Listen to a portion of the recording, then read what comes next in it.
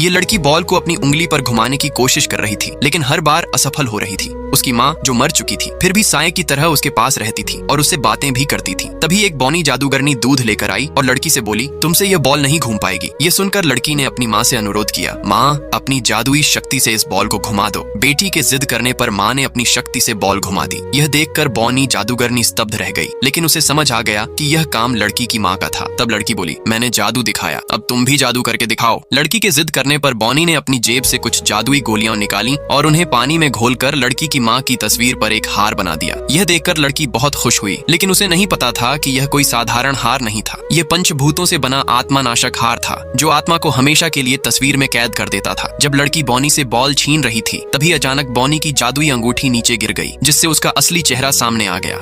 एक तांत्रिक महिला इठलाते हुए इस महल में घुस आई। जब घर वालों ने पूछा, तुम कौन हो और यहाँ क्यों आई, तो तांत्रिक ने कहा, मुझे पुरानी साड़ी दे दो, मैं यहाँ से चली जाऊंगी। लेकिन घर वालों ने उसका तिरस्कार करते हुए उसे घर से चले जाने को कहा। क्रोध में आकर तांत्रिक वहाँ से चली गई। थोड़ी देर बाद कुछ अर्धनारी उस तांत्रिक के बारे में पूछते हुए महल तक पहुंची। वहाँ एक बूढ़े बाबा ने कहा, हमने उसे घर से भगा दिया। यह सुनकर अर्धनारी ने कहा, तुम लोगों से बहुत बड़ी भूल हो गई। वह कोई साधारण अर्धनारी नहीं बल्कि भगवान का अवतार है। इधर गंगा जेल में बहुत परेशान थी। जब उसकी दोस्त ने परेशानी का कारण पूछा तो गंगा ने बताया, जिस नाग देवी की मैं पूजा करती थी, एक दिन मेरे खून का एक कतरा मिलते ही वह अष्टदिग्ग बंधन से मुक्त हो गई और मेरे शरीर में समा गई। फिर वह नागिन बनकर अपने सभी दुश्मनों से एक एक करके बदला लेने लगी। उसने मेरे पति को भी मारने की कोशिश की, लेकिन मेरे पति की मृत पत्नी की आत्मा ने उसे बचा लिया। उस दिन के बाद मैंने नाग देवी से वादा लिया कि वह मेरे पति को नुकसान न पहुंचाएं।